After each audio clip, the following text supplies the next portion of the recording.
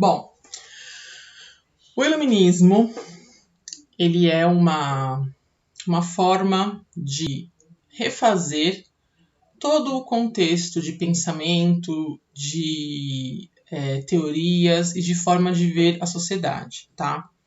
E esse nome iluminismo, ele surge porque a Idade Média ela é chamada de Idade das Trevas. E a gente entende como uma escuridão que vem por conta da dominação que a Igreja Católica, sobretudo, né, e a nobreza tinha sobre informações, sobre conhecimento. A Igreja Católica ela vai deter esse conhecimento para evitar contestações, né? Então ela não queria ser contestada naquilo que ela impunha. E quando a gente estuda a formação das monarquias nacionais, a junção dos feudos, né? O fim do feudalismo, o início da formação dos países europeus, a gente volta a ver a figura do rei como uma figura importante. E não sei se vocês se lembram, mas os reis, eles vão criar, juntamente dos pensadores da época, a teoria do direito divino do rei, dizendo que o rei era uma representação de Deus, né, na Terra. Então, também, se você não vai questionar Deus na Terra, né? Só que a formação das monarquias nacionais coloca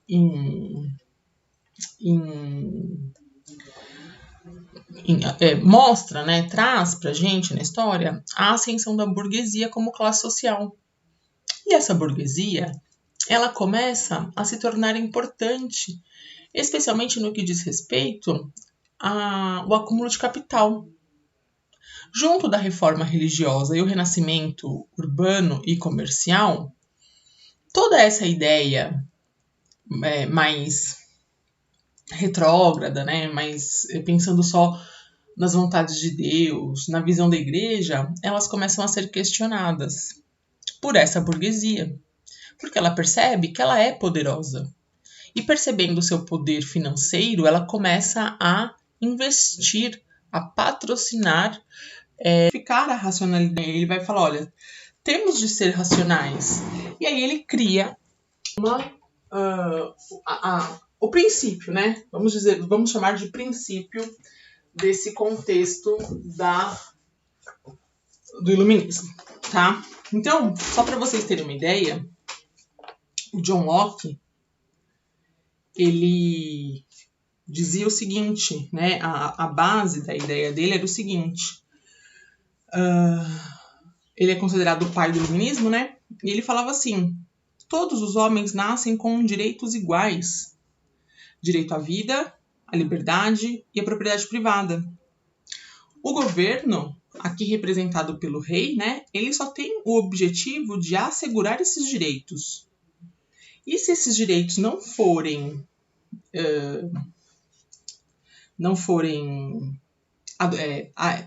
permitidos, deve-se fazer uma rebelião contra o governo, né?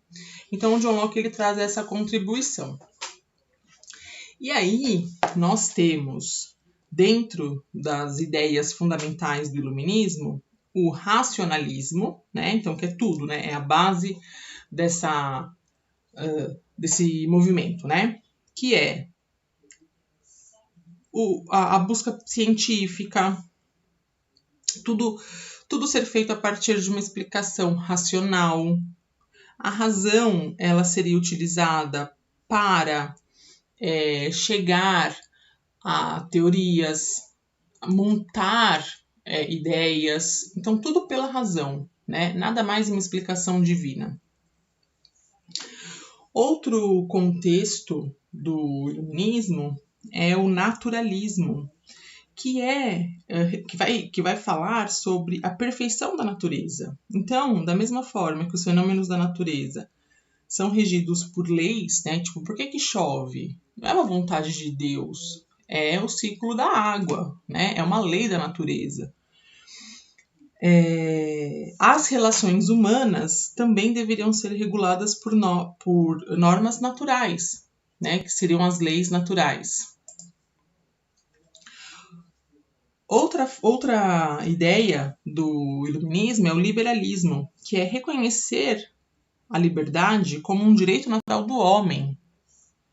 Então, nesse ponto, é entender que a liberdade ela está pautada em níveis políticos, em níveis econômicos e também em níveis intelectuais. E aí, o que os iluministas vão fazer, então? Questionar completamente o absolutismo. Por quê? Porque no absolutismo, que a gente também vai chamar de antigo regime, nós não temos liberdade, nem política, nem religiosa, nem filosófica, nem econômica, porque tudo está nas mãos do rei, é ele que decide tudo por todo mundo. Então, o iluminismo vai criticar de forma incisiva o absolutismo, que é o antigo regime, esse poder total concentrado nas mãos do rei, tá? Agora, importante dizer que, né, essa ideia do liberalismo não é uma liberdade absoluta, tá? Tipo assim, uhul, somos todos livres, bora nós, né? Não. Existe sim uma limitação que é pautada pelos valores morais, pelo respeito aos direitos das demais pessoas, né? Então é importante que isso fique claro, senão fica parecendo uma bagunça, né? E não era assim. Outro contexto, né, que eles vão questionar dentro do iluminismo é a questão da igualdade perante a lei. Então eles vão dizer o seguinte: todos são iguais perante a lei. Inclusive isso é um direito natural, que vem de uma ideia de que todos os homens nascem livres e iguais. Ou seja, aqui eles estão acabando totalmente com a ideia de você nasceu clero, vai morrer clero, então mas eu sou superior a você. Você nasceu nobreza, vai morrer nobreza, eu sou superior a você. Você nasceu povo, você é inferior, porque você nasceu povo. Não tem nada a ver isso, todos somos iguais. Tirando essa ideia da amarra social, né? Sem haver esse privilégio a partir da base de nascimento, ou então de uma condição social, né? Porque eu sou clero, eu sou melhor que você, e você vai ter que me obedecer e fazer tudo o que eu quiser, certo? E aí, então, vem uma outra ideia, né, do iluminismo, que é o anticlericalismo, que já está meio que rodando ali na Europa por conta das reformas religiosas que acontecem no século XVI, né? E aí, esse anticlericalismo vem de um princípio que...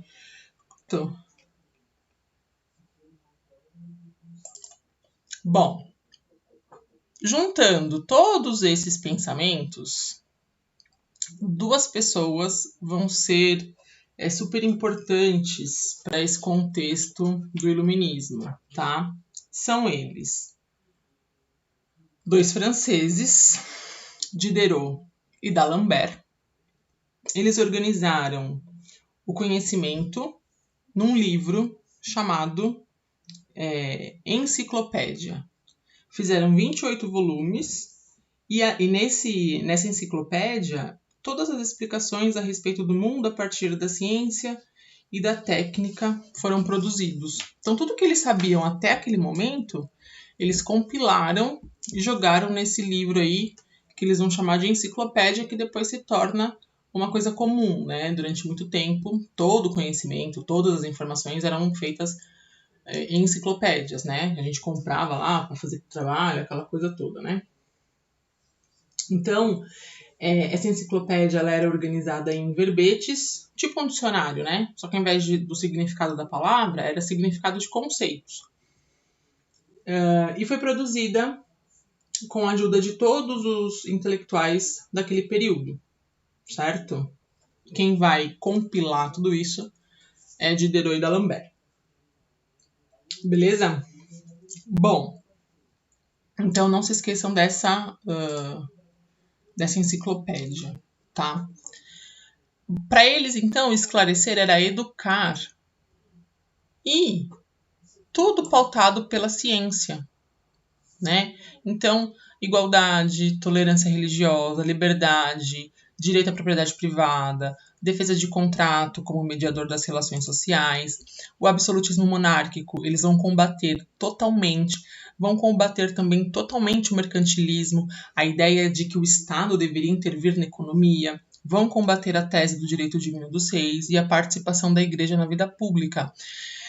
É mais ou menos uma ideia de Estado laico que nós temos, né? Que a igreja não deve ter nada a ver com decisões políticas. O que, obviamente, a gente não tem, né? Aqui no Brasil, pelo menos, é bem nítido que nós temos essa ligação muito forte, né? Com preceitos religiosos para decisões políticas. Mas o iluminismo defende uma separação total, tá? E aqui nós temos os grandes pensadores iluministas. Então, nós temos Montesquieu. A principal ideia do Montesquieu é a divisão dos poderes. Então, ele vai dividir os poderes em legislativo, executivo e judiciário. Porque aí ele falava, não vai ter poder concentrado na mão de ninguém. Vai ser cada um cuidando de uma área social, política, jurídica. E aí fica mais difícil de golpes, né, de decisões arbitrárias. Então, essa é a ideia do Montesquieu. Ele acreditava, né, que tudo ficaria perdido se o mesmo homem ou o mesmo corpo de pessoas fosse o nobre ou fosse o povo. Inclusive, se for, nem na mão de um, nem num extremo, nem no outro, né?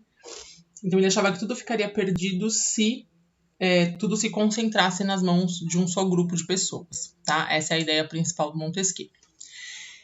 Aí vem o Voltaire.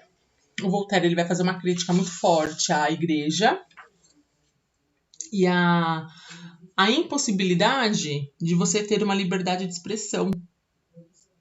Ele é considerado um dos precursores na defesa das liberdades, como liberdade religiosa e a liberdade de dizer o que se pensa, tá?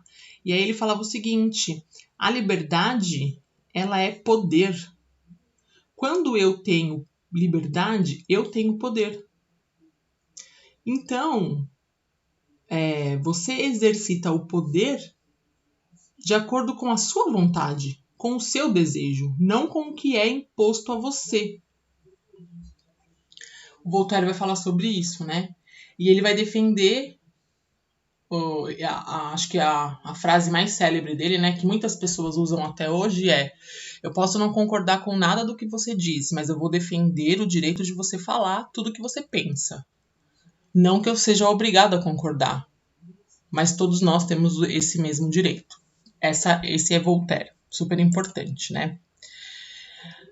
Esses dois aqui são o Diderot e d'Alembert, né? Os grandes enciclopedistas, acabei de inventar, os que organizam, né, a enciclopédia.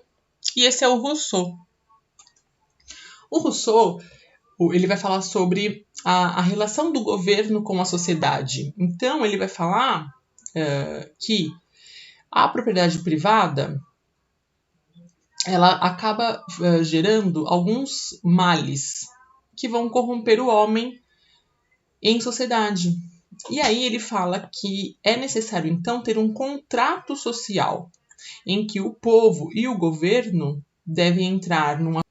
Os frutos que dão na terra pertencem a todos, não é de ninguém em específico.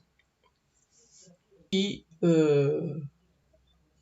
o governo deveria fazer tomar conta disso, né? Ele é considerado o pai do iluminismo, né? Porque ele vai defender a razão, sobretudo. E aí nós temos teorias econômicas, tá? Que também vão surgir nessa época.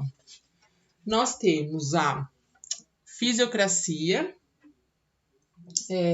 essa ideia, né, da fisiocracia vai tentando combater sempre uma intervenção do Estado, tá?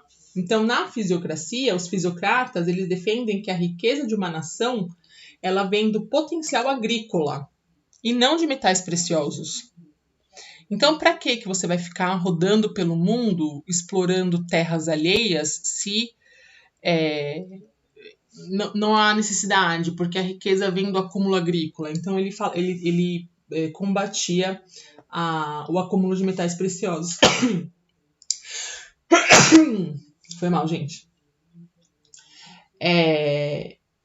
E aí, então essa era a teoria dos fisiocratas. E aí vem a teoria do liberalismo, que é o Adam Smith.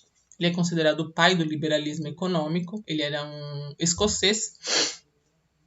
E ele vai dizer o seguinte: a riqueza de uma nação, ela vem do seu potencial de trabalho e, portanto, do que é produzido por esse país. Então, ele entende que cada nação deve investir nos segmentos econômicos que tiver maior capacidade de produção, tendo vantagens sobre outras nações. Então, se a gente tem um potencial agrícola, vamos focar nisso. A gente vai ser maior do que as outras nações.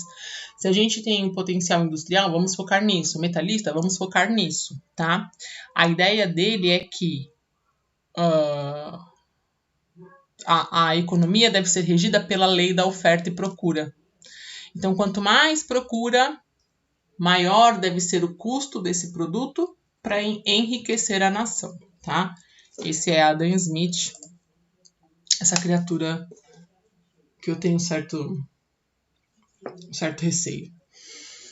Bom, tudo isso fez o quê? Colocou os reis super preocupados. Tipo, super. Eles falaram, nossa, lascou, vir aqui dar na minha cara não, tá tudo bem. E aqui no Brasil, nós tivemos o Pombal como um iluminista, né? Ontem a gente viu isso aí.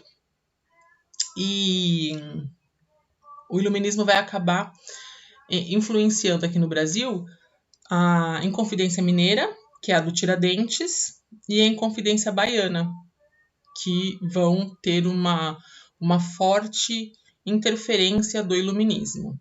E no mundo, os dois principais movimentos influenciados pelo iluminismo foram a independência dos Estados Unidos e a Revolução Francesa. Inclusive, a Revolução Francesa tem como lema a igualdade, a liberdade e a fraternidade, que eram todos os preceitos, né, defendidos aí pelos grandes filósofos iluministas. Beleza? A gente conseguimos